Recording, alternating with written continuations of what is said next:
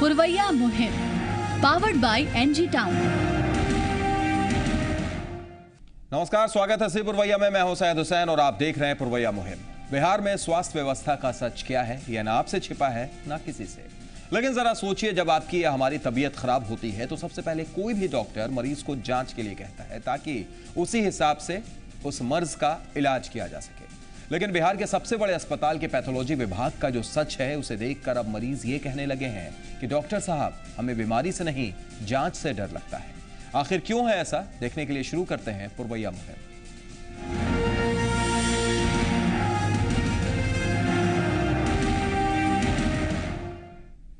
बीमारी का दर्द और उस पर बीमारी पता करने के लिए होने वाले जांच के खर्चे का बोझ मरीज को और भी बीमार कर देता है। आपको जानकर हैरानी होगी कि लैब संचालक वास्तविक खर्च के अलावा 6 से 200 गुना तक वसूल लेते हैं और आप ये रकम बिना मोल भाव किए उन्हें दे भी देते हैं, क्योंकि जिंदगी बचाने का सवाल है। जी मीडिया संवाददाता आशुतोष चंद्रा की रिपोर्ट देखिए और जानिए सूबे के सबसे बड़े अस्पताल का सबसे बड़ा खिलवाड़।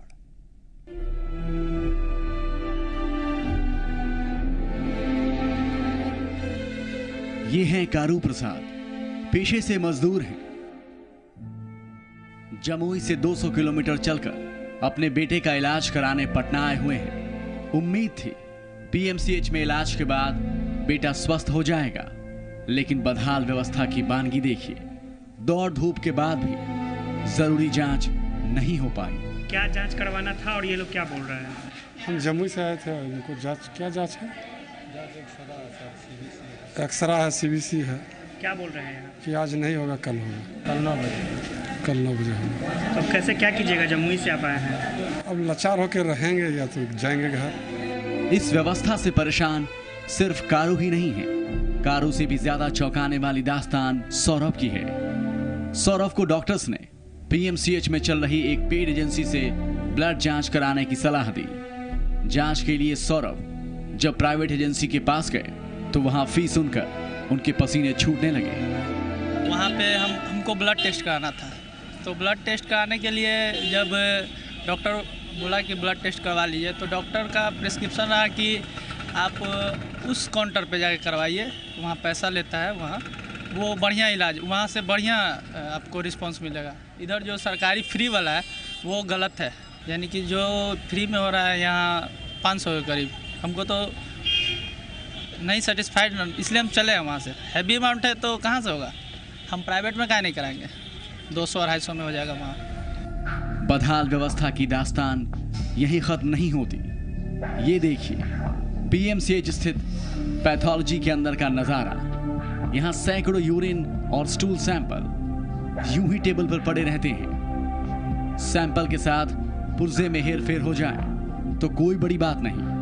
इस नज़ारे को देखने के बाद अगर आप इस व्यवस्था में नहीं पड़ना चाहते तो सरकार की ओर से एक और व्यवस्था की गई है। डॉइन नाम की डायग्नोस्टिक एंड रिसर्च एजेंसी को जांच का जिम्मा दिया गया है, जो मार्केट रेट से कम दाम पर जांच करने का दावा करती है। लेकिन यहाँ सवाल ये कि एक अस्पताल में 2 तरह की व्यवस्था क्यों? पीएमसीएच प्रबंधन के पास इस सवाल का जवाब क्या है, जरा आप भी सुनिए। ऐसा नहीं है, चूँकि हम लोगों ने डिस्प्ले किया हुआ है और सबको ही बताया हुआ है कि हमारे यहाँ जितनी भी टेस्ट हैं सारी मुफ्त होती हैं।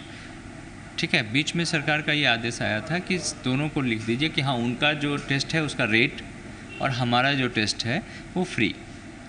पेशेंट को फ्री दिया गया कि आप जिसमें कराना चाहें। कभी कभी कुछ लोगों को टेस्ट दोनों में कराना पड़ जाता है क्रॉस चेक करने के लिए।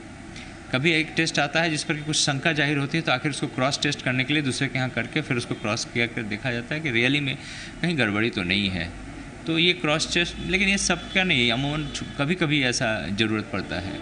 पीएमसीएच में मुफ्त में 122 तरह की जांच की व्यवस्था है, लेकिन उसके बाद भी यहाँ सुविधाओं का ये हाल और हालात देखकर आप सहज ही अनुमान लगा सकते हैं कि बाकी जगहों पर क्या हालात होंगे। आशुतोष चंद्रा, जी मीडिया, पटना। तो देख लिया आपने ये तस्वीर सूबे के सबसे बड़े अस्पताल पीएमसीएच के पैथोलॉजी सेंटर की हम आपको तस्वीर दिखा रहे थे। और आप ये भी समझिए कि किस तरीके से खिलवाड़ हो रहा है। और साथ ही साथ जब आप प्राइवेट जाते हैं, प्राइवेट पैथोलॉजी सेंटर्स की तरफ जाते हैं, वहां पर किस तरीके से लूटा जाता है, ये आप भी जानते हैं, हम भी जानते हैं। तो चलिए इसी पर हम चर्चा की शुरुआत करते हैं कि आखिर स्वास्थ्य व्यवस्था का ये हाल कब बदलेगा बिहार में? दो खास मेहमान हमारे साथ इस स्टूडियो में इस वक्त मौजूद हैं। डॉक्टर राजीव रंजन जी हैं, जाने माने चिकित्सक। बहुत बहुत स्वागत है राजीव रंजन जी आपका। बहुत बहुत धन्यवाद। साथ ही साथ हमारे साथ विजय कुमार जी हैं, जो समाज सेवी हैं। स्वागत है आपका भी विजय जी।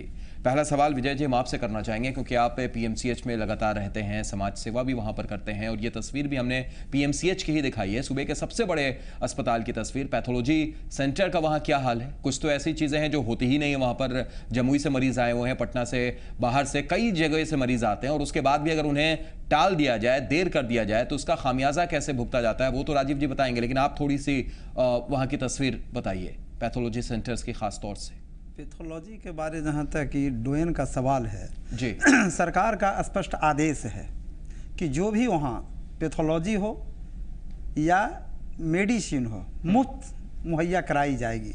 जानबूझकर डोएन वालों से मोटे रकम वसूली करते हैं वहाँ के पदाधिकारी लोग, और उनको फ्री छूट दे दिए हैं क्राइम और जुर्म अपराध करने का, या जुर्म ही नहीं अत्याचार मरीजों पर कर रहे हैं। दूसरी बात, वहाँ के जो पदाधिकारी हैं सुप्रीम कोर्ट के यहाँ लाना चाहेंगे, शांति भूषण और जेठमलानी के तरह सिर्फ बहस करते हैं, काम कुछ नहीं करते हैं। प्रवक्ता ऐसे बने हुए हैं। थोड़ा सा मैं कंफ्यूज हूं विजय जी कि आखिर एक अस्पताल के अंदर में दो व्यवस्था क्यों? एक तरफ ये भी कहा जाता है कि वहां मुफ्त दवाएं मिलेगी, मुफ्त जांच होगी, और दूसरी तरफ आप एक प्राइवेट एजेंसी डोएन जिसकी बात आप कर रहे हैं उस एजेंसी को भी ठेका देते हैं। तो ये दो व्यवस्था एक अस्पताल में क्यों? ये कंफ्यूजन क्यों है? बता देते हैं। हाल में ही पैथोलॉजिस्ट वाले जो वहाँ एक एचओडी हैं उनको पनिशमेंट सजा दिया गया है। जब वो कुछ परचेज करना चाहते थे, अवैध कराना चाहते थे, इनकार किए, नाम नहीं बोलेंगे, उनकी हालत जाके देखिए, उनको हटा दिया गया। पैथोलॉजिस्ट वाले डोएन वाले जो हैं आज से नहीं कई बरसों बरस से हैं, इनसे मोटी रकम वसूली जाती है। इसकी जांच की जानी चाहिए,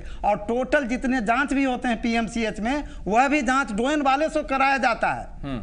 जानबूझ के हर वार्ड में इनका काउंटर एक नहीं दो दो काउंटर है, और सब आंखों के सामने होता है, लेकिन वहां के पदाधिकारी, सुपरिटेंडेंट, प्रिंसिपल सारे लोग आंख मूंद लेते हैं। कारण क्या है समझ सकते हैं? ये भ्रष्टाचार ने अत्याचार कर रहे हैं मरीजों पर। बिल्कुल भ्रष्टाचार नहीं, अत्याचार कर रहे हैं। ये तस्वीर भी आपने देखी, और कुछ रेट्स की अगर बात कर लें तो और चौंका देंगे। मलेरिया 3 रुपए में जांच हो जाती है, सोनोग्राफी 6 रुपए में होती है, लेकिन ये अगर आप किसी भी जांच घर में जाएंगे तो सोनोग्राफी के लिए 600 से कम आपको नहीं लिया जाएगा। मलेरिया जैसे टेस्ट के लिए 300, 400 रुपए, 500 रुपए, हो सकता है ज्यादा भी ले लिया जाए, 150 रुपए में भी हो सकता हो जाए। क्यों ये इस तरीके की चीजें क्यों चल रही हैं? क्या सरकार को यहां पर एक कोई एक्ट या कुछ ऐसी चीज दिखाकर क्यों नहीं करती है? एक तरफ तो मुफ्त सेवा की बात होती है, दूसरी तरफ जैसा इशारा किया यहां पर विजय जी ने कि प्राइवेट एजेंसी को भी रेफर कर दिया जाता है। नहीं, मेरा यह मानना है हुसैन साहब कि सबसे बड़ी बात है कि दो तरह की व्यवस्थाएं चल सकती हैं, इसमें कोई विरोधाभास नहीं है। जैसे पेड क्लिनिक भी होता है, बहुत सारे अस्पताल में, बड़े बड़े अस्पतालों में भी कुछ डॉक्टर्स जो आफ्टरनून में जो क्लिनिक करते हैं उनको फीस दे करके आप दिखा सकते हैं। आउटडोर में वो फ्री भी आप उनका सुविधा ले सकते हैं। तो इसलिए इसमें कोई कंट्रोवर्सी नहीं है। पेड क्लिनिक और अनपेड क्लिनिक और फ्री क्लिनिक, जनता तो कंफ्यूज होती है ना राजीव जी? जो मरीज देने की क्षमता रखता है, बहुत सारे मरीज ऐसे भी होती हैं। यानी आप ये कह रहे हैं कि ये चीज सरकार जानबूझ के कर रही है? दो तरीके की व्यवस्था, उसे भी पता है कि एक इस तरीके के भी लोग आएंगे, ऐसे भी पब्लिक आएंगे, ऐसे भी मरीज आएंगे, और ऐसे भी लोग आएंगे। बहुत सारे एक व्यवहारिक धरातल पर अगर आप बात करें हुसैन साहब, सबसे बड़ी बात यह है कि बहुत सारे लोगों को फ्री का इलाज भी पसंद नहीं होता है। फ्री के जो, हाँ, अगर फ्री का जांच में अगर एनोमली पाया गया, विसंगति पाई गई, ये अपराध है। ऐसा नहीं है कि अब डोएन वाले कर रहे हैं, चाहे आप पेमेंट वाले कर रहे हैं, उनको अच्छा रिपोर्ट मिला, और जो फ्री वाले कर रहे हैं उनको गलत रिपोर्ट मिल गया, ये गलत है। लेकिन जो गांव के गरीब बेबस लाचार जनता है उनको फ्री में करना है। जो पेमेंट की कैपेसिटी रखते हैं वो अगर पेमेंट के बाद भी अगर हो सकता है तो इसमें कोई विसंगति नजर नहीं आती। लेकिन जांच की क्वालिटी में अंतर नहीं होना चाहिए, जांच की क्वालिटी सेम रहनी चाहिए। जांच की क्वालिटी सेम रहनी चाहिए, लेकिन वही मेरा सवाल था राजीव जी आपसे कि जांच की क्वालिटी अगर सेम है, दोनों जगह अगर सेम रहती है या अलग जगह सेम रहती है, आपने ये देखा कि मलेरिया, अगर आप मेरी बात से इत्तेफाक नहीं रखते तो आप जरूर मुझे रोकिएगा, क्या सोनोग्राफी का चार्ज इतना ज्यादा होता है? 600 रुपये आप ले लेते हैं, 700 रुपये ले लेते हैं, जबकि जानकारी के मुताबिक 6 और 7 रुपये में भी सोनोग्राफी हो सकती है। मलेरिया की जांच 3 रुपये में हो सकती है, उसके लिए 150 से 500 रुपये खर्च होते हैं। ये क्यों है? ये इतना ज्यादा अंतर क्यों? 6 और 7 रुपया में सोनोग्राफी का तो आप कल्पना नहीं कर सकते हैं। कहीं भी 6-7 रुपया में सोनोग्राफी आप जो है व्यवहारिक, ये सरकार का तो यही रेट है, हम सरकार के रेट की बात कर रहे हैं। नहीं, सरकारी रेट में ये तो मानवीय बात है कि यह संभव नहीं है विजय जी। लेकिन अब इसको आप सब्सिडाइज रेट पर करके आप कर सकते हैं तो दूसरी बात है, लेकिन ये संभव नहीं। 6-7 रुपये में सोनोग्राफी कहीं भी संभव नहीं। विजय जी जी, तो क्या ये आंकड़ा जो है जो सरकारी अस्पतालों का ऐसा क्यों है फिर? देखिए, सरकारी का जो आंकड़ा है कोई निश्चित रूप से इनका निर्धारित नहीं है। जहां मन जो जैसे ले सकें, एक तो रेट फिक्सेशन होना चाहिए हर चीज का, लेकिन चाहे बाजार हो या डोयन वाले हों, ये फ्री स्टाइल रहते हैं, जितना मनमानी वसूलते हैं। दूसरी बात यह कह देना चाहते हैं कि डोयन वाले को सरकार ने कहा था कि जो भी जांच करेंगे मरीज से 1 पैसा नहीं लेना, अब फिर भी डोयन वाला पैसा ले रहे हैं। वो अधिकारी चुप हैं, क्या कारण है? हमको ये जवाब दे दीजिए आप। चुप क्यों है सरकारी, जबकि आदेश है, हम आदेश संख्या देंगे पत्रांक दिनांक कि डोयन वाले 1 पैसा जो भी वह पीएमसीएच वहन करेगी, और उसके बावजूद भी हर वार्ड में 1 काउंटर नहीं 2-2 काउंटर, जैसे लगता है कि कोई वसूली नहीं करता, वसूली टैक्स टोकन टैक्स लेके, और सभी आदमी कहते हैं यहीं जांच होता है, आप यहीं करवाइए, सरकारी है। और जब करा लेता है मजबूरी में गांव देहात से आते हैं, एक दर्शक जुड़ गए, लूट हो रही है। पीएम बंधु हैं, उनसे भी बात कर लेते हैं, फिर राजीव जी से हम बात करेंगे। दीन बंधु हैं समस्तीपुर से, स्वागत है आपका। बंधु जी बोलिए। जी सर, मुझे ये कहना है, डॉक्टर साहब जो अभी बोल रहे थे जी, जो पैसे देने में सक्षम है वो डोयन में जांच करा सकते हैं, लेकिन आप जो अभी ब्लड वो नमूना जो दिखा रहे हैं टीवी स्क्रीन पर, जी, किस तरह से पीसी रखा हुआ है और उसके नीचे पुर्जा रखा हुआ है, अगर उस स्थिति में अगर कोई पुर्जा बदल जाता है तो रिपोर्ट तो कहीं का कहीं चला जाएगा। तो बिल्कुल सही बात आप बोल रहे हैं, और यही जिंदगी के साथ खिलवाड़ हो रहा है। राजीव जी जो खुद चिकित्सक हैं, उनसे हम जानेंगे इस बात को। शुक्रिया जुड़ने के लिए और अपनी बात रखने के लिए बंधु जी। एक और दर्शक जहानाबाद से शिव पांडे हमारे साथ जुड़ गए हैं, स्वागत है शिव जी, आप क्या कहेंगे? जी नमस्कार सैयद जी। नमस्कार शिव जी, बोलिए। बिहार में स्वास्थ्य और शिक्षा की जो जर्जर स्थिति हो गई है जी, जो आपके मुहिम पर हम लोग देखते हैं, यह बिहार का दुर्भाग्य है। स्वास्थ्य विभाग पूरे बिहार में कहीं भी किसी अस्पताल में चल जाइए, जी बिल्कुल स्थिति वही ढाक की 3 पात है, और वही शिक्षा विभाग सरकारी स्कूलों की स्थिति है। इसलिए ये सरकार स्वास्थ्य और शिक्षा को समाप्त कर चुकी है बिहार से। बड़ी सही बात आपने बोली, और ये दोनों चीज प्राथमिकता में आती है सरकार के, उसके बाद भी दोनों ही तरफ ऐसा लगता है नजर नहीं है। शुक्रिया जुड़ने के लिए, अपनी बात रखने के लिए। राजीव जी, इनसे पहले एक दर्शक ने बड़ी अच्छी बात उठाई थी कि जिस तरीके से हम जो तस्वीरें दिखा रहे हैं, बिहार के सबसे बड़े अस्पताल पीएमसीएच के अंदर में पैथोलॉजी सेंटर्स की खून की शीशी वहां पर रखी है, वहां पर यूरिन और कल्चर शीशी में रखा हुआ, लेकिन उसके बस एक नीचे पुर्जा है, वो पुर्जा इधर से उधर हुआ, यानी जांच दूसरी हो गई। ये तो बिल्कुल प्रोफेशनल मिसकंडक्ट है, ऐसा तो बिल्कुल नहीं होना चाहिए, क्योंकि एक पैथोलॉजी है, किसी भी पेशेंट के डायग्नोसिस का आधार है। कोई भी डॉक्टर को अगर वो रिपोर्ट जाएगा तो जो भी फिजिशियन सर्जन जो भी हैं उस रिपोर्ट के आधार पर ही मानक तय करते हैं कि कौन सी दवाई नहीं चलेगी। दवाई का हेर फेर और उसके बाद जो कॉम्प्लिकेशन होगा तो सारे के सारे जो है वो जिम्मेवारी मढ़ दी जाती है डॉक्टरों के कंधे पर, जो इलाज कर रहे हैं चिकित्सक होते हैं। लेकिन पैथोलॉजी सेंटर में अगर इस तरह की दुर्दशा देखी जा रही है तो इसमें जो भी कल्प्रिट हैं उनको कड़ी सी कड़ी सजा मिलनी चाहिए। इसमें क्वालिटी में कोई समझौता नहीं होना चाहिए, इसका मैं पक्षधर हूं। कोई भी डॉक्टर इसको कभी बर्दाश्त नहीं करेगा कि किसी भी मरीज के साथ। इसके लिए जिम्मेदार कौन है? क्या आप सबसे पहले तो मैं यही आपसे जानना चाहूंगा, इसके लिए आखिर जिम्मेदार कौन है? क्या ये तस्वीरें स्वास्थ्य मंत्री को नहीं दिखती हैं? क्या ये तस्वीरें वहां पर मौजूद अधिकारियों को नहीं दिखती हैं? क्या ये तस्वीर वहां पर मौजूद है जिनके नजर में अधीक्षक जो पीएमसीएच के हैं उनको नहीं दिखती है? ये तो छानबीन का सवाल है एग्जैक्टली कि कौन इसमें दोषी हैं। लेकिन ये तो सामने स्थिति तो आपने आईना दिखा दिया, और इस आईने के तहत जो बदहाल है की स्थिति है उसका निराकरण होना चाहिए सामान्य जनता के हित में, और उस निराकरण की दिशा में हम इतने परेशान हैं, और खास करके जो डॉक्टर का एसोसिएशन है हर जगह हम लोग इस बात को उठाते रहे हैं कि ये गलत है। कॉमर्शियल होड़ में, पैसे व्यावसायिकता के होड़ में मरीजों की जिंदगी के साथ खिलवाड़ करना पूरे तरीके से मरीजों की जिंदगी के साथ ये खिलवाड़ हो रहा है। और ये खिलवाड़ अगर बिहार के सबसे बड़े अस्पताल की ये तस्वीर है विजय जी, तो हम समझ सकते हैं जो दूसरी तरफ जहानाबाद हो, समस्तीपुर हो, दरभंगा हो, जो छोटे शहर हैं, छोटे अस्पताल हैं, वहां की क्या स्थिति होगी? विजय जी, पीएमसीएच में आप लगातार रहते हैं, आप समाज सेवा भी वहां पर करते हैं, इस तरीके की जो तस्वीर आप देख रहे हैं आपको कोई नई नहीं लग रही होगी, आपको यही लग रही होगी ये सब कुछ तो हम लोग डेली देखते रहते हैं, 2-4 होते रहते हैं। मरीजों को और खास तौर से उनके परिजनों को जब इन चीजों का सामना करना पड़ता है, उनकी स्थिति थोड़ा आप बताइए, वो कैसे तड़पते हैं उस वक्त? हमने इसके बारे एक बार नहीं कई बार बोले थे। आप एक शब्द अभी बोले थे कि मंत्री जी, स्वास्थ्य मंत्री जी क्या करते हैं। अगर स्वास्थ्य मंत्री जी करते ही तो अपने हाथ में माननीय नीतीश कुमार जी जो मुख्यमंत्री हैं वो लेते हेल्थ विभाग को। अभी जांच कमेटी या क्या क्या कहीं है, फ्लाइंग स्क्वाड फलना जांचो फलाने दहमान करो। अगर मंत्री जी से ही होता तो कार्य अपने हाथ में नहीं लेते हैं। दुर्भाग्य की बात है कि वहाँ तो जांच की जहाँ तक सवाल है, वहाँ दवा लाने की पैसे नहीं, रिक्शा से जाने का पैसा नहीं, और उसको बाहर से जो जांच किया जाता है वो क्या क्या दुर्दशा मरीज को होता है, वो मरीज से के परिजन से पूछिए। बिल्कुल, मरीज के परिजन किस तरीके से तो वो सच्चाई को पता चल जाएगा, सच्चाई को पता समझ सकते हैं। बिल्कुल, एक दर्शक इस बीच हमारे साथ बिहार शरीफ से रमानंद सागर जुड़ गए हैं। स्वागत है सागर जी, क्या कहेंगे इन तस्वीरों को देखने के बाद आप? हाँ, बहुत अच्छा सर, जो दिखाया जा रहा है, जो सैंपल, जो ब्लड का सैंपल, यूरिन सैंपल जो एक साथ इस तरह से दिखाया गया है जी, वो तो बहुत भारी मिसप्रिंट है। उस तरह का ये तो होना ही नहीं चाहिए। ये ऐसा होने से बहुत बड़ा प्रॉब्लम खड़ा हो सकता है।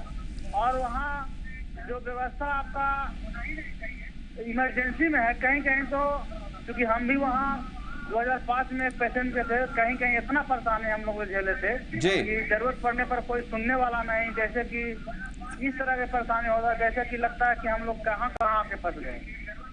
चलिए, बिल्कुल बिल्कुल सही कह रहे हैं। शुक्रिया सागर जी जुड़ने के लिए और अपनी बात रखने के लिए। तो जो मरीज हैं, मरीज के परिजन हैं, जिसके तरफ इशारा कर रहे थे विजय जी कुछ देर पहले, राजीव जी, जब वो पहुंचते हैं वहां पर, एक दर्शक वैसे ही जुड़े बिहार शरीफ से, और उन्होंने कहा कि जब हम भी पहुंचते, जब हम भी जाते हैं कभी किसी अपने परिजन को देखने के लिए, या जब भी ऐसे, तो हम उम्मीद तो यही करते हैं कि भाई अस्पतालों का चक्कर जितना कम लगे उतना अच्छा है। लेकिन फिर भी जब वहां पर जाते हैं और उन तस्वीरों को देखते हैं तो बड़ा रोंगटा खड़ा हो जाता है कि आखिर क्या है ये बिहार में, क्या ऐसी स्वास्थ्य व्यवस्था, वो भी सूबे के सबसे बड़े अस्पताल में, और वो भी तब, राजीव जी, आपने भी सुना होगा कि किस तरीके से बखान किया जाता है स्वास्थ्य सेवा में उपलब्धियों का इस सरकार के द्वारा।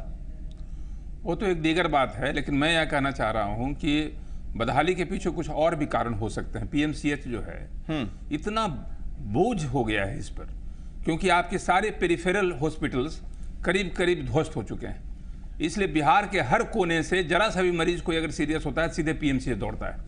इतने ज्यादा बोझ, तो क्या ये सरकार को पता नहीं अगर बोझ हो गया जो आप कह रहे हैं, डॉक्टर की ऐसा ही कमी है, ग्राफिक्स के जरिए हम लगातार दिखा भी रहे हैं कि डॉक्टर की कितनी कमी है बिहार में, तो क्या सरकार को ये दिख नहीं रहा है? जब ये सवाल स्वास्थ्य मंत्री से जब भी पूछा जाता है, राजीव रंजन जी, उनका जवाब ये क्यों रहता है, चाहे वो रामधनी सिंह जी अभी के हों या पहले के जो भी स्वास्थ्य, अश्विनी चौबे साहब हो, चंद्रमोहन जी हो, जो भी स्वास्थ्य मंत्री रहे हैं, जब उनसे ये सवाल किया जाता है तो उनका जवाब ये क्यों आता है, नहीं बहुत अच्छी व्यवस्था है? ये क्यों? आप, इसका मतलब है कि आप जानबूझ के जब आप स्वीकार नहीं कर रहे हैं तो तस्वीरें कैसे बदलेंगी? तस्वीर तो बदल नहीं सकती है जी। इसका मतलब है कि इच्छा शक्ति की कमी है, क्योंकि सुधारना तो उन्हीं के हाथ में है जी। डॉक्टर तो सुधार सकते नहीं है, डॉक्टर की इतनी कमी है, इतना ज्यादा इसी पीएमसीएच में आपको याद होगा कुछ दिन पहले सिर्फ सिलेंडर की वजह से जो जान चली गई थी बच्चों की, सिर्फ सिलेंडर नहीं चढ़ाया गया था, ऑक्सीजन सिलेंडर नहीं चढ़ाने की वजह से, और वो भी जब सवाल जी मीडिया ने पूछा था तो उसको इनकार कर गए थे रामधनी सिंह साहब।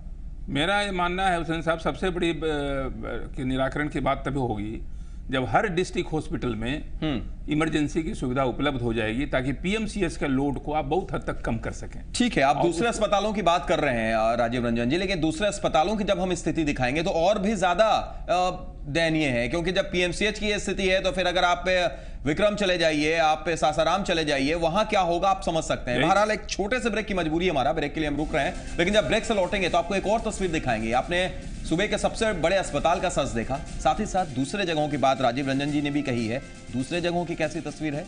एक छोटा सा ब्रेक, उसके बाद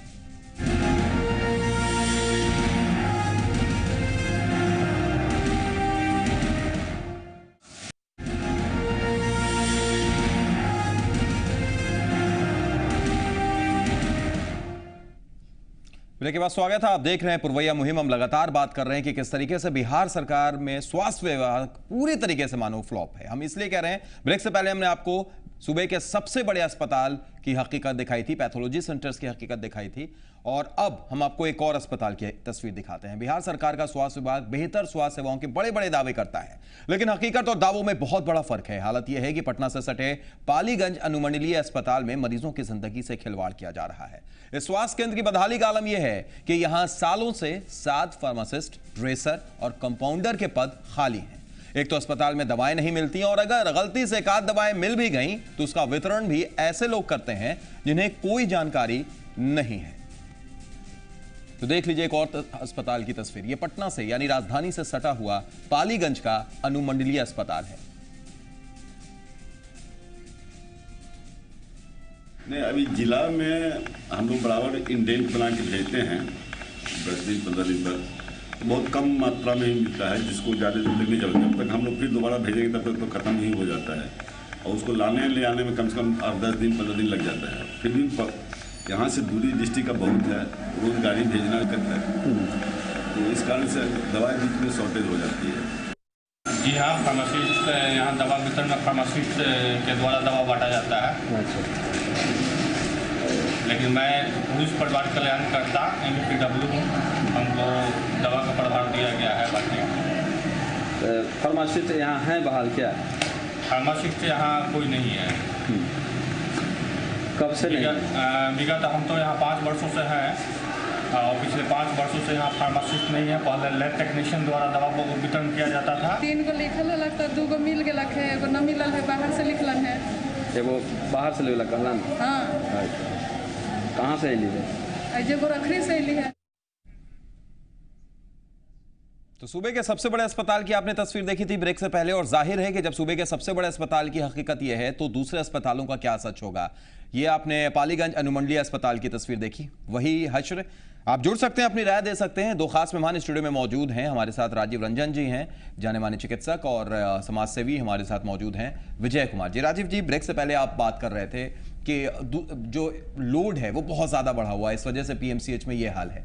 ये तस्वीर भी आप देख लीजिए, ये पालीगंज अनुमंडलीय अस्पताल की तस्वीर, जहां पर एक तो दवा रहती नहीं है और दवा रहती भी है तो उसका वितरण कौन कर रहा है आपने देख लिया। फार्मासिस्ट की जो पोजीशन है वो 5-6 सालों से खाली पड़ी है। क्या स्थिति है, कैसे स्वास्थ्य होगा, या यहाँ के अस्पताल ही बीमार है? अब देखिए, मरीजों की संख्या में बेतहाशा वृद्धि हो रही है, आप तो देख ही रहे हैं, चाहे जिस वजह से हो, और उस अनुपात में डॉक्टरों की संख्या में बेतहाशा हरास हो रहा है। और लगातार 15 सालों से, कोई 15-20 साल हो गए, मतलब कोई नियमित बहाली नहीं हो रही है। ये बड़ी दुखद स्थिति है। कॉन्ट्रैक्ट डॉक्टर पर हम लोग चल रहे हैं। अभी तो हाल फिलहाल में आश्वासन मिला है कि सारे लोगों को नियमित किया जाएगा, एक अच्छी बात है। लेकिन आप समझ सकते हैं कि just because of lack of infrastructure resources, संसाधनों की इतनी कमी है कि आप न्याय तो कर ही नहीं सकते। इसलिए सबसे मेरी गुजारिश ये है, चाहे जो भी हुक्मरान हों, जो भी पदाधिकारी हों, कि कम से कम जो चिकित्सक हैं, फार्मासिस्ट हैं, वो सारे पोस्ट को भर दिया जाए, ताकि इतने बड़ा जो स्वेलिंग फोर्स है मरीजों का, स्वेलिंग जो मरीजों की संख्या है, उसके साथ न्याय किया जा सके। चलिए, बिल्कुल सही कहा आपने राजीव जी। एक दर्शक जुड़े हुए, उनसे बात कर लेते हैं। वैशाली से धर्म हमारे साथ जुड़ गए हैं। स्वागत है धर्म जी, क्या कहेंगे आप? जी सर, ये जो आप ये बता रहे हैं आज जी, मतलब डॉक्टर साहब बैठे हैं, उनको भी हम सुनाना चाहते हैं। जी जी, बोलिए आप। सबसे ज्यादा तो दोषी डॉक्टर लोग ही हैं। जी, बता रहे हैं कि एक वो बच्चा था जिसको इलाज के लिए ले जाया गया, तो उसको मतलब पैथोलॉजी के भेजा के साथ में, और उसे टीबी घोषित कर दिया गया। जी, और टीबी की दवा, जबकि उसे टीबी बीमारी है नहीं, मान सकते हैं, क्योंकि आपने वो देखा होगा कि किस तरीके से जांच होती है, किसकी रिपोर्ट किधर रहती है, किसका नमूना कहाँ रहता है, इधर से उधर हुआ और दूसरे की रिपोर्ट दूसरे की तरफ। बिल्कुल, इसमें लापरवाही तो है ही। प्लस एक और चीज है कि थोड़ा कमीशन का भी धंधा है इसमें सर। एग्जैक्टली, कमीशन का भी धंधा है, दलाल वहां पे रहते हैं। शुक्रिया जुड़ने के लिए और अपनी बात रखने के लिए। लेकिन एक ही बात कहेंगे कि सारे डॉक्टर्स को हम एक श्रेणी में नहीं रख सकते हैं। कुछ ऐसे भी डॉक्टर्स हैं जो कि लगन से काम करते हैं, वो समाज के लिए भी काम करते हैं, सही भी हैं, बल्कि ज्यादा ऐसे हैं, कम ही इस तरीके के भी दिखाई देते हैं। शुक्रिया जुड़ने के लिए, अपनी बात रखने के लिए। एक और दर्शक आरा से हमारे साथ अमरीश जुड़ गए हैं। स्वागत अमरीश जी, बोलिए।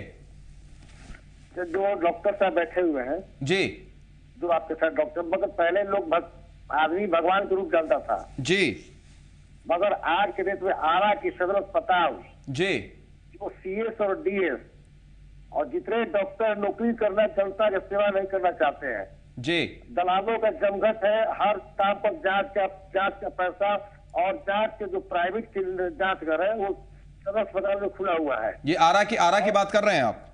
जी, आरा सदर अस्पताल में, जो कि अनलीगल है, जो जांच कर खुला हुआ है। और CS DS को पैसा देकर रामधानी बाबू मंत्री जी आते हैं जी, आज तक मेरे तक किस पर कार्रवाई की गई है? जो कि यहाँ का जिलाधिकारी हो या CS हो, सब पैसा बना हुआ है। स्वास्थ्य के मरीजों को तंग है, आज तक किसी हड्डी का मरीजों को जांच ऑपरेशन नहीं किया गया है। डॉक्टर आते हैं, सिर्फ और दारू पीते हैं और बैठ के वहाँ पर दरवाजा पढ़ के हाई करते हैं। मैं सर अस्पताल हकीकत में बता रहा हूँ सर। चलिए बिल्कुल हम समझ सकते हैं जो तस्वीरें हम पीएमसीएच की देख रहे हैं, आप आरा की बात कर रहे हैं, हम आपको पालीगंज की तस्वीर दिखा रहे हैं। निश्चित तौर पर आपका कहना गलत नहीं है। शुक्रिया अमृत जी जुड़ने के लिए, अपनी बात रखने के लिए। विजय जी, चाहे पीएमसीएच हो, पालीगंज हो, या एक दर्शक आरा के जुड़े, उन्होंने बताया, एक दर्शक वैशाली से जुड़े, उन्होंने भी अपनी आप बीती सुनाई, ये क्यों इस तरीके की तस्वीर हर तरफ नजर आती है? क्या स्वास्थ्य सेवा को लेकर पूरे तरीके से सरकार सो जाती है, सिर्फ पीठ थपथपाने की काम करती है? विजय जी। सर देखिए, स्वास्थ्य सेवा बिल्कुल ही ध्वस्त हो गया है। अगर स्वास्थ्य शब्द के या अस्पताल के अस्ताचल अगर कहा जाए तो यह कम है।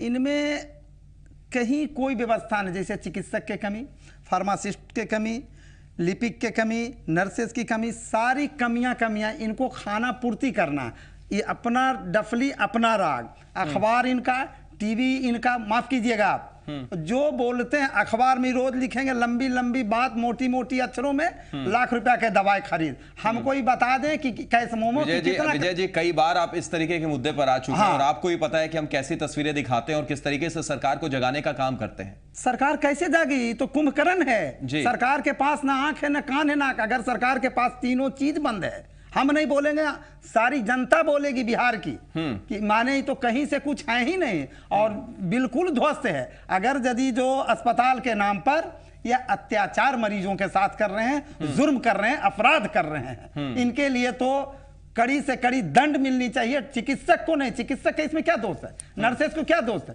व्यवस्था की कमी है, ये दवाई देते नहीं है। ऑपरेशन होता है, एक सुई नहीं, रुई नहीं, गौज नहीं, बैंडेज नहीं, डॉक्टर क्या जेब से दे देंगे? नर्सेस क्या जेब से दे देगी? कहां से क्या? आखिर आपकी व्यवस्था में कहां कमी है, उसको सुधारें। सुधार पर कभी बैठक की समीक्षा करना चाहिए। क्या कारण है कि पीएमसीएच में इतना कमी है? एक अभी क्या होता है वो स्टरलाइजेशन जो करते हैं, एक मशीन नहीं उनके पास, वो नहीं, माने जिस तरह से किया जाता है इन्फेक्शन दुनिया।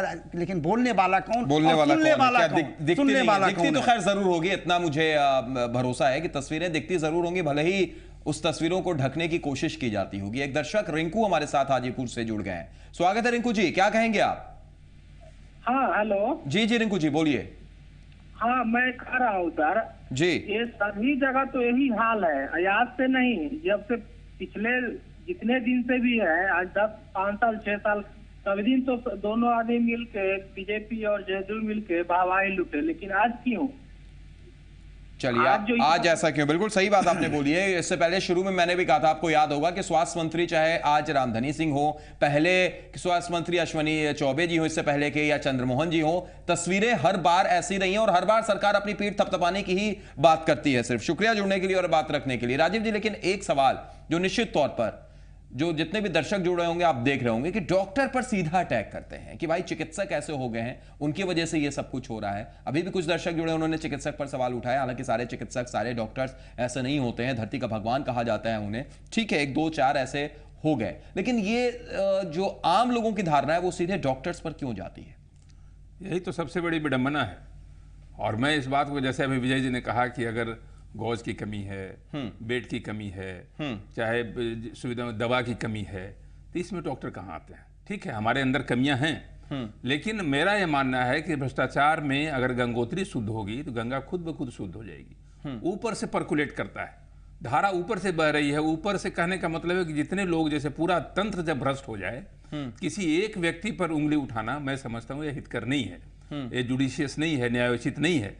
हाँ, हमारे अंदर जो भी ब्लैक शिप्स हैं, जो भी उस तरह के, क्या डॉक्टर्स ये बातें वहां पर रखते हैं? क्या डॉक्टर्स ये बताते हैं कि भाई इस तरीके से अगर रिपोर्ट होगी तो क्या होगा? क्योंकि जो तस्वीरें हम देख रहे थे कुछ देर पहले, जो सारी रिपोर्ट इधर से उधर और सारे नमूने रखे हुए थे, बताना चाहिए, क्योंकि वो क्यों नहीं बताते हैं? क्यों नहीं अधीक्षक को इन चीजों के बारे में अवगत कराया जाता है? डॉक्टरों की मजबूरी है बताना, क्योंकि मार तो हम ही खाते हैं।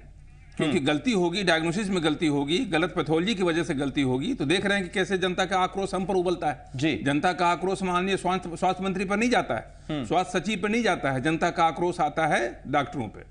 डॉक्टर की पिटाई हो जाती है, डॉक्टर बदनाम हो जाते हैं, डॉक्टर के ऊपर गाली का व्यवहार किया जाता है, न जाने क्या क्या।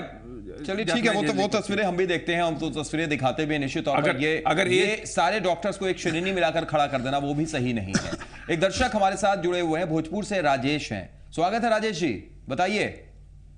जी सर नमस्कार। नमस्कार राजेश जी, बोलिए। पीरो में प्राथमिक अस्पताल है छोटा मोटा जी। अधिकतर देखा जाए डॉक्टर नर्स इतना बड़ा बड़ा घोषणा होती है, चाहे बीजेपी की सरकार हो चाहे जदयू का जो राजद का हो जी। कभी कभी याचिका समिति आती है विधानसभा से जी। याचिका समिति आती है, 4-5 विधायक मिलकर आते हैं जी। वो लोग सर्किट हाउस में बैठे क्या स्वास्थ्य का जांच करना है जी। और अधिकतर क्या होता है वो लोग पैसा के लिए आता है और मंत्री जी भी आते हैं तो कोई जांच तो नहीं डॉक्टरों पर करवाई होती है। आज जांच के नाम पर पासी नर्स नहीं है, डॉक्टर तक नहीं है और हड़ताल कर रहे थे जैसे शिक्षक लोग। ये भोजपुर के पीरो का बता रहे हैं आप? हाँ पीरो की बता रहे हैं। पीरो की क्या, पीरो के आइए, ग्रामी आइए, चरपुखरी आइए, जहाँ पर डॉक्टर जो खटिया पर टेम्पो पर आकर सदर अस्पताल में आना पड़ता है, जहाँ पर कोई सुविधा नहीं है, कोई डॉक्टर नहीं रहते हैं। चलिए बिल्कुल, शुक्रिया जुड़ने के लिए और वहां की तस्वीर हम तक पहुंचाने के लिए शुक्रिया आपका। एक और दर्शक दिल्ली से हमारे साथ सद्दाम जुड़ गए हैं। स्वागत है सद्दाम साहब, बोलिए। टीवी का वॉल्यूम बंद कर दीजिए सद्दाम साहब, सुन रहे हैं हम, अपनी बात रखिए। हेलो जी जी बोलिए, सुन रहे हैं। टीवी का वॉल्यूम बंद कीजिए और सीधे अपनी बात रखिए। जी सर, जैसे मैं कहना चाहता हूँ ये डॉक्टर और नर्स की कमी नहीं है, जो सरकारों की कमी, सरकार की तरफ से जब कुछ मिलेगा ही नहीं तो फिर डॉक्टर क्या कर सकते हैं इसमें। चलिए सही बात कह रहे हैं आप, यही चर्चा हम भी लगातार कर रहे हैं। शुक्रिया जुड़ने के लिए और अपनी बात रखने के लिए। राजीव जी, एक बात मैं यहाँ कहना चाह रहा हूँ जी कि अगर ये नियम हो जाए कि बिहार के जितने विधायक हैं, जितने सांसद हैं और जितने हुक्मरान हैं, जो बड़े बड़े ऑफिसर्स हैं, उनका इलाज पीएमसीएच में हो, लेकिन वो अगर 1-2 दिन के लिए पहुंचते हैं या अगर वो जाते हैं तो उनके लिए सब कुछ तस्वीरें भी, व्यवस्थाएं भी बदल जाएंगी। ये भी आप ध्यान रखिए। उनको अगर हार्ट अटैक हो तो सबको एसेंशियली इंदिरा गांधी इसका जवाब विजय जी देंगे। विजय जी, अगर वहां पर जो बात ये कह रहे हैं, कोई अधिकारी या कोई अगर विधायक या कोई अगर सांसद वहां पर पहुंचता है तो क्या वही स्थिति रहती है? नहीं, स्थिति बदल जाएगी अगर सारे लोग आने लगेंगे और प्राइवेट अभी भी 1 दिन के लिए आते हैं तो वो बदल जाती है। यही तो मैं कहना चाह रहा हूं राजीव जी। इस पर हम बोलेंगे हाल के, लेकिन संक्षेप में ब्रेक भी लेना है विजय जी। उदाहरण स्वरूप अभी प्रधान सचिव की माताजी बीमार हुई थी, पीएमसीएच के टोटल डॉक्टर्स और प्रिंसिपल सुपरिटेंडेंट चपरासी से लेके अस्पताल में भरे रहते थे 20-22 दिन तक। यही एक सवाल है, जो स्थिति क्या हुई उसके बाद इंदिरा गांधी हृदय रोग संस्थान के वहां 22 दिन तक ओटी बंद रहा। ओटी में इनकी मार रही, लाखों करोड़ों का दवाई, लाखों लाख का इन पर परचेज किया गया, जबकि गरीब मरीज के 1 पैसे की दवाई नहीं इन पर हाल में हमने। वो मरीज जो उनको जिताता है, जो वहां पर पहुंचाता है, जो सदन के अंदर बैठाता है, उनके साथ क्या स्थिति होती है और वो जब खुद आते हैं तो क्या हो जाती है। विजय जी ने एक उदाहरण जरूर दिया और आप भी जानते होंगे। एक छोटे से ब्रेक के लिए हम रुक रहे हैं और ब्रेक के बाद आपको एक वैसी तस्वीर दिखाएंगे जो बिहार के स्वास्थ्य मंत्री के गृह जिले की तस्वीर है। क्या वहां का अस्पताल कुछ अलग है? छोटा सा ब्रेक, लौट रहे हैं।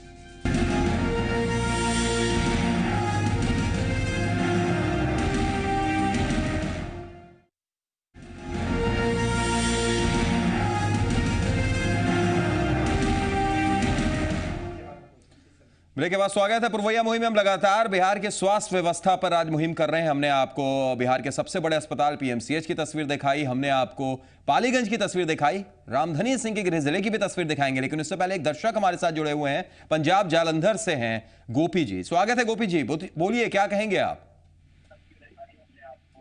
हाँ जी जी बोलिए, सुन रहे हैं हम।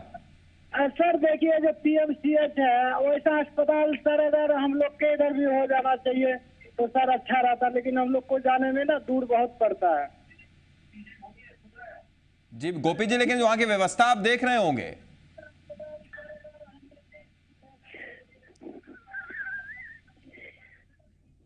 चलिए शुक्रिया जुड़ने के लिए और अपनी बात रखने के लिए। तो एक तस्वीर हम आपको दिखाते हैं। अभी तक हमने आपको बिहार के सबसे बड़े अस्पताल की तस्वीर दिखाई, पीएमसीएच की, उसके अलावा पालीगंज के अनुमंडलीय अस्पताल की तस्वीर भी आपने देखी। आपके भी दिमाग में ये जरूर घूम रहा होगा कि जो स्वास्थ्य मंत्री हैं रामधनी सिंह साहब, उनके गृह जिले का क्या हाल होगा। तो चलिए स्वास्थ्य मंत्री रामधनी सिंह के गृह जिले की तस्वीर भी दिखाते हैं। सूबे की सरकार स्वास्थ्य सेवाओं में सुधार का दावा करते दम नहीं लेती, लेकिन हकीकत यह है कि रामधनी सिंह के गृह जिले रोहतास में ही स्वास्थ्य सेवाओं की हालत बद से बदतर है। बात सासाराम के सदर अस्पताल की करें तो यहां भी दवाओं का घोर अभाव है। हालत यह है कि अगर डॉक्टर सिरप लिखते हैं तो काउंटर पर उसके बदले टैबलेट दे दी जाती है। यही नहीं, अगर 5 किस्म की दवाएं लिखी जाती हैं तो मिलती हैं केवल 2, बाकी के लिए मरीजों को बाजार में भटकना पड़ता है। उधर डॉक्टरों का रवैया यह है कि बेहतर इलाज के लिए वो मरीजों को अपने निजी क्लिनिक पर बुलाते हैं, यानी आप मेरे प्राइवेट क्लिनिक पर आइए। दांतों के डॉक्टर तो सामान्य दवा देकर ही दांत के दर्द का इलाज कर देते हैं। डॉक्टरों का कहना है कि ओपीडी में केवल 18 दवाएं उपलब्ध हैं, वहीं अस्पताल अधीक्षक 91 दवाएं होने का दावा करते हैं।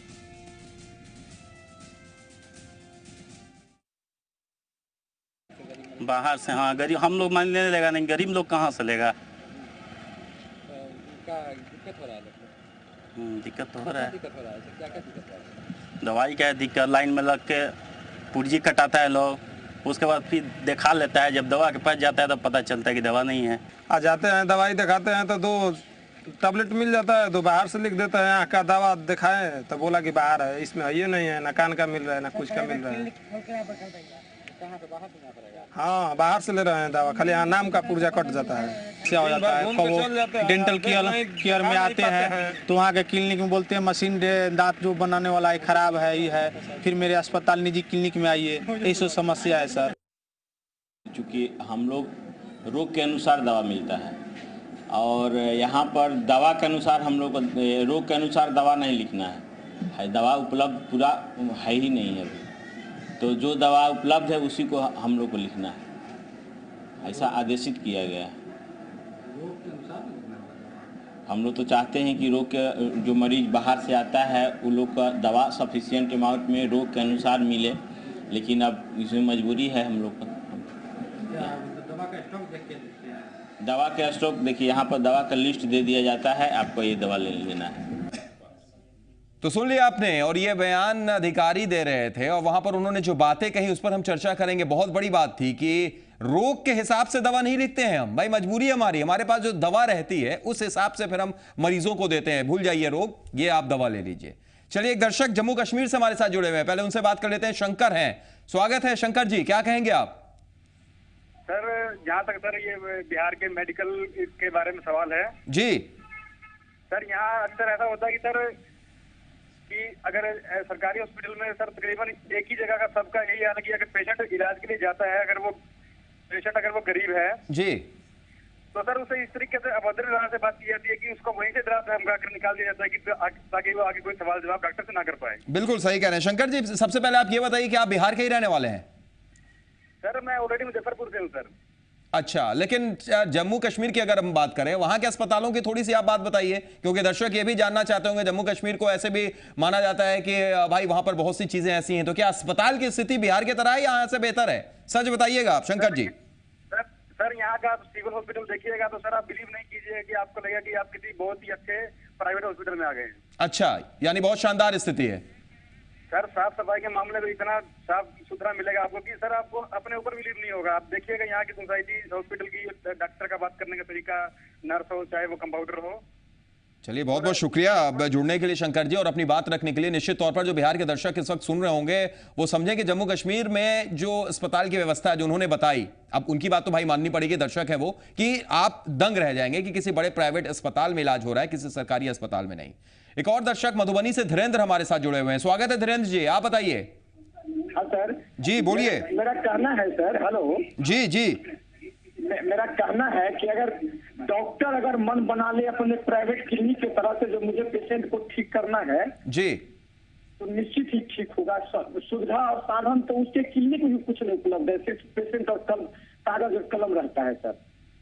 चलिए, बिल्कुल सही कहा आपने, शुक्रिया। लेकिन फिर वही बात कहेंगे धीरेन्द्र जी कि सारे डॉक्टर्स एक नहीं होते हैं, कुछ डॉक्टर्स ऐसे भी हैं जो अपनी सेवा देते रहते हैं। शुक्रिया जुड़ने के लिए, अपनी बात रखने के लिए। अब राजीव रंजन जी, आप जाने माने चिकित्सक भी हैं, आप इंडियन मेडिकल एसोसिएशन के सदस्य भी हैं। मेरा सवाल आपसे, एक अधिकारी का आपने बयान सुना होगा जो अस्पताल में बैठकर जिन्होंने कहा कि क्या करें, हमारी मजबूरी है, हम रोग के हिसाब से दवा नहीं देते हैं, हम दवा इतनी कम है कि दवा पहले देखते हैं, उन दवाओं को देखने के बाद मरीजों को वो दवा दी जाती है। इस पर आईएमए, अगर आपने सुना ये बयान, क्या आप इस पर कार्रवाई कर सकता है? आईएमए अगर इस चीज को देखेगा तो क्या कुछ कर सकता है? बहुत ही शानदार वक्तव्य था और वो बधाई के पात्र हैं। और कमोबेश यही स्थिति जो है कि अगर दवा के अनुसार डॉक्टर अगर इलाज करे, इलाज के अनुसार दवा नहीं मिले, तो इतनी बड़ी विसंगति है, आप समझ सकते हैं। और इसके बाद अगर मरीज नहीं ठीक होगा मरीज को कहीं ना कहीं कुछ गड़बड़ होगा तो ठीक रहा तो डॉक्टर के सर पर फूटेगा। लेकिन ये जो स्थिति है ये तो सब दिखाई दे रहा है, इसको मंत्री से लेकर अधिकारी से लेकर सब लोग देख रहे हैं। स्वास्थ्य मंत्री साहब रामधनी सिंह साहब के गृह जिला की उनके गृह जिले की बात है जी। तो जब आपके आस्तीन में ही सांप छिपा हुआ है, जब आप कुछ नहीं कर पा रहे हैं तो आप क्या कर सकते हैं। लेकिन सबसे बड़ी विडंबना यही है कि आपको अपने अनुसार जो बीमारी के अनुसार दवा नहीं मिले, ये बिल्कुल ये उल्टी धारा बह रही है। यानी टीबी की जगह आप उसको शुगर की दवा दे दीजिएगा, आप उसको बुखार की जगह आप किसी और चीज की दवा दे दीजिएगा। वही लिखने के लिए आदेशित है। और विजय जी वैसे मरीज का क्या होता होगा, वैसे मरीज के परिजनों का क्या होता होगा? वो तो बस जड़ी बूटी समझकर उसे खा लेते होंगे। मरीज बिल्कुल विवश और लाचार है। मरीज का कुछ चलता नहीं, तो बेहोश है, बीमार है। परिजन भी कुछ बोल नहीं सकते हैं। इसमें सुधार की क्या आवश्यकता है, इस पर पहल होनी चाहिए, चाहे सरकार के तरफ हो या पदाधिकारी बैठ के कि कैसे हो सुधार। इसके लिए समीक्षा बैठक होनी चाहिए कि अस्पताल कैसे। हम लोगों से अगर पूछा जाए जितना खर्च आ रहा है सरकार का, माने आरटीआई के तहत पूछा जाए, उससे कहीं कम रुपया में, कम पैसा में प्राइवेट में जाए। वही प्राइवेट में आज संतुष्ट हैं मरीज सब, जो जाते प्राइवेट जाना चाहते हैं। क्यों ये मजबूरी क्यों है? बच्चे प्राइवेट स्कूल में पढ़ने जाते हैं सरकारी छोड़कर, जो मरीज हैं वो सरकारी अस्पताल छोड़कर प्राइवेट में जाके इलाज करवाते हैं, जबकि पैसे पानी की तरह सरकारी अस्पतालों में भी और सरकारी स्कूलों में भी बहाए जाते हैं। नहीं नहीं नहीं, पानी के तरफ पैसे नहीं बहाए जाते हैं। उनमें सबों का, अभी माफ करेंगे थोड़ा सा हम इस विषय से हटके, अभी अदर स्टेट में दवा से हट के बात करेंगे। अदर स्टेट से कॉलर भी जुड़े थे, जम्मू कश्मीर से सुना होगा आपने जो उन्होंने बात बताई। 8 से 12 लाख पर किलोमीटर रोड बनता है, आपका बिहार में 26 लाख रुपए पर किलोमीटर। ठीक है, हर जगह वही स्थिति है। एक अंतिम प्रतिक्रिया राजीव जी आपकी भी, आईएमए के सदस्य होने के नाते आपने सारी तस्वीरें आज आपने देखी होंगी। आईएमए शायद ये कभी इजाजत नहीं देगा कि इस तरीके से खुले में एक तो आप नमूना रखिए और वो भी उसकी सिर्फ एक पर्ची के ऊपर में वो उस नमूने को आप रख दीजिए, पहला। दूसरा ये कि आपने ये भी देखा कि दवा कितनी है और दवे के हिसाब से डॉक्टर करते हैं, रोग के हिसाब से नहीं। इन चीजों को देखने के बाद क्या आईएमए कोई कड़ा स्टेप उठा सकता है? आईएमए प्रशासन में क्या कड़ा स्टेप उठाएगा? मैं तो 2 साल सरकार को आईना तो दिखा सकता है, सरकार से सवाल तो पूछ सकता है, डॉक्टर से सवाल कई बार डेलीगेशन लेकर सरकार की तरफ में गया कि भाई ये सुविधाओं को में इजाफा होना चाहिए, क्योंकि इसका खामियाजा हमें भुगतना पड़ता है। हमारी क्रेडिबिलिटी में, हमारी विश्वसनीयता पर संदेह होने लगता है। तो आप कुछ करें, लेकिन जब उधर से कुछ नहीं हो रहा है, हम लोग बार बार आवाज उठाते हैं। ऐसा नहीं कि आईएमए सिर्फ अपना एसोसिएशन, अपने वेलफेयर की बात करता है। एक ऐसा एसोसिएशन है जो हम मरीजों के लिए, समाज के लिए भी लड़ते रहते हैं। लेकिन आप जैसा कहें कि सरकारी तंत्र जब ऐसा जो मरीज हैं, एक छोटा अंतिम प्रतिक्रिया यही दे दीजिए कि उस मरीज को या उस डॉक्टर को आप थोड़ा सा ये तो समझा दीजिए या ये अपने तरफ से संदेश देने की कोशिश कीजिए कि भाई रोग के हिसाब से तो वो दवा नहीं दे सकते हैं क्योंकि इनके पास दवा ही नहीं है। वैसे स्थिति में मरीज क्या करें और डॉक्टर क्या करें? मरीज तो अब सवाल है कि डॉक्टर के लिए तो यही है कि अपनी आत्मा की आवाज सुने। अगर रोग के अनुसार दवाई नहीं है तो सीधे कह दे कि आप ये दवा मत लें। इससे बेहतर है कि आत्मा की आवाज सुने। चलिए, बड़ी अच्छी बात आपने कही, लेकिन आप अपनी आत्मा की आवाज मत सुनिएगा। और जरूर अगर इन चीजों को देखते हुए अगर आपको ऐसा लगता है कि गलत हो रहा है तो अपनी आवाज आप उठा सकते हैं, आवाज बुलंद आप कर सकते हैं। आप चाहें तो हमारे जी पुरवैया के फेसबुक पेज पर आके वो बात रख सकते हैं। हम कोशिश करेंगे कि वहां पर जाके उन अस्पतालों की भी हकीकत या ऐसी कोई भी चीज है जो आप हमें बता सकते हैं, हम चाहेंगे उसका हम भी उसको जाने और सरकार तक वो बात पहुंचाने की कोशिश करें। आज बहुत बहुत शुक्रिया आपका राजीव रंजन जी, बहुत बहुत शुक्रिया विजय जी आपका भी, और आप तमाम दर्शकों का भी शुक्रिया। तो पुरवैया मुहिम में आज के लिए इतना ही, दीजिए इजाजत, नमस्कार।